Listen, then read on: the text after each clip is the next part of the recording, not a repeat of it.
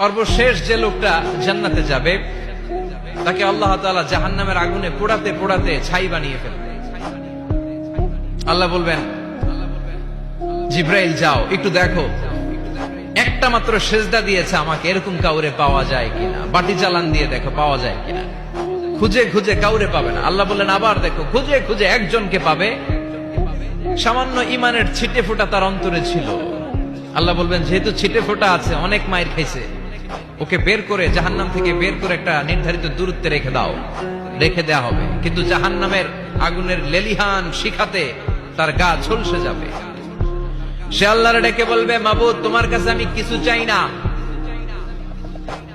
জাহান্নাম থেকে তুমি আমাকে বের করেছো, জীবন নদীর পানি তুমি আমার গায়ের মধ্যে ঢেলে দিয়েছো, আমি আবার সজীবতা ফিরে পেয়েছি। আমি তোমার কাছে জান্নাত চাই না, শুধু নিরাপদ একটা দূরত্বে আমাকে রেখে আসো, যাতে জাহান্নামের আগুন আমারে কষ্ট দিতে না পারে।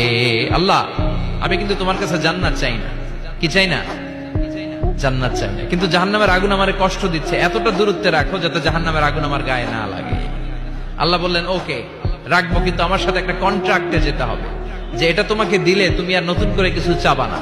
সে বলবে আমি রাজি, কন্ট্রাক্ট হয়ে যাবে। আল্লাহ জিব্রাইলকে বলবেন, যাও এমন দূরত্বে রাখো যাতে জাহান্নামের আগুনের কষ্ট না দেয়। রেখে আসা হবে, অনেক দিন সে ওখানে আনন্দে থাকবে, আল্লাহ শুকরিয়া করবে। সে মনে মনে বলবে, বেঁচে গিয়েছি, আমি বেঁচে গিয়েছি, জীবনে আর কিছু চাই না, জাহান্নাম থেকে আমি বেঁচে গিয়েছি। অনেকদিন থাকার পরে মনে মনে ভাববে, বাইসা তো গেছি, কিন্তু নতুন করে একটু ট্রাই করে দেখি, জাহান্নামের সৌন্দর্যের দৃশ্য একটু চোখ দিয়ে অবলোকন করা যায় কিনা। সে আল্লাহরে ডেকে বলবে, আল্লাহ ইনদি সুআল, আমার একটা ফরিয়াদ আছে। কি ফরিয়াদ? আল্লাহ আগেই বলে রাখি, আমি কিন্তু জান্নাতে যেতে চাই না। আল্লাহ বলবেন, কি চাও? সে বলবে, আল্লাহ তোমার জান্নাতটা তুমি কত সুন্দর করে বানিয়েছো, আমি একটা নজর শুধু দেখতে চাই।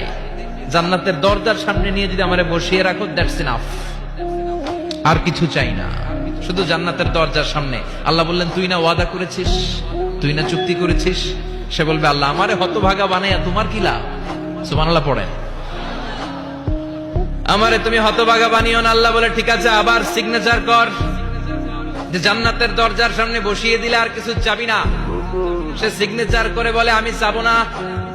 আল্লাহ বললেন, জিব্রাইল বেচারারে ধরে জান্নাতের গেটের সামনে বসায় দে। এবার জান্নাতের গেটের সামনে বসে বসে জান্নাতের সৌন্দর্য দেখা শুরু করবে। সুবহানাল্লাহ।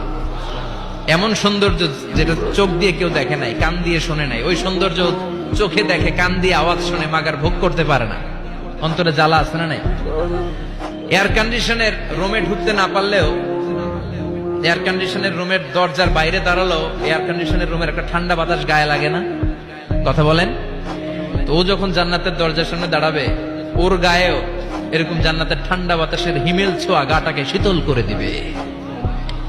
ওই শীতল হয়ে যাওয়ার পরে আর তো সহ্য হবে না, আবার আল্লাহরে ডাকবে। মনে মনে ভাববে, আর একটু ট্রাই করি না, দোষ কি, আস্তে আস্তে অনেক দূর তো আগাইছি। সুবহানাল্লাহ কইবেন না? এবার আল্লাহরে বলবে, আল্লাহ ইনদি সুআল, আল্লাহ তুমি যদি কোনো বিষয়ে নতুন করে ডিসিশন নাও, তোমারে জিজ্ঞেস করার মতো কি কেউ আছে? আল্লাহ বলে, না, আমি তো সব রাজার বড় রাজা, মহারাজা, আমার উপরে তো কারো কথা চলে না। ওই হতভাগা লোকটা বলবে, আল্লাহ এত সুন্দর জান্নাত তুমি বানালাম, চোখ দিয়ে সৌন্দর্য দেখি, কান দিয়ে আওয়াজগুলো শুনি, হুর আর গেলমান হেঁটে বেড়ায়। এত সুন্দর জান্নাত চোখ দিয়ে দেখি, ঢুকতে পারি না, আমারে কষ্ট দিয়ে তোমার কি লাভ? ও আল্লাহ, আমারে তুমি মাফ করে দাও, জান্নাতের চিপার মধ্যে এক কর্নারে তুমি একটু আমারে জায়গা করে দাও। আল্লাহ বলবেন, ওয়াই হাক ইবনা আদম, তোর ধ্বংস হোক হে আদম জাত, মা আগদারাকা, তোর চেয়ে বড় গাদ্দার আমি আমার সৃষ্টিকুলে কাউরে দেখি নাই। কারণ তুই আমার সাথে চুক্তি করিস আর চুক্তি ভঙ্গ করিস। আল্লাহর রহমতের দরিয়ায় তখন জোশ খেলে যাবে। ওর আকুতি মিনতি চাহনি আল্লাহর রহমতের দরিয়ার মধ্যে জোশ লাগিয়ে দিবে। আল্লাহর দয়া হয়ে যাবে, মায়া হয়ে যাবে। আল্লাহ বলবেন, ঠিক আছে, জান্নাতে যা। লোকটা এবার এক দৌড়ে জান্নাতের ভিতরে ঢুকে যাবে। লোকটার দৌড় দেখে আবার লোকটারে আল্লাহ ডেকে বলবে, একটু দাঁড়া, একটু দাঁড়া, জান্নাত তো দিছি, তো দৌড় দিলি কেন? সুবহানাল্লাহ কইবেন না? লোকটি বলবে, আল্লাহ প্ল্যান তো আমি কম করি নাই, এত চেষ্টার ফলে আমি আসতে পারছি, আবার যদি তুমি তুমি বাইর করে দাও। এই জন্য এক দৌড়ে এমন চিপার মধ্যে লুকামো যাতে তুমি আমার না দেখো। আবার আল্লাহর রহমতের দরিয়ায় জোশ খেলে যাবে, আল্লাহ কাছে ডাকবে, কাছে আয়। ও গোলাম, তোর কি মনে চায় আমারে বল, আজকে তুই চাইতে থাক, আমি দিতে দিতে তোর মনের সব আশা পূরণ করে দেব।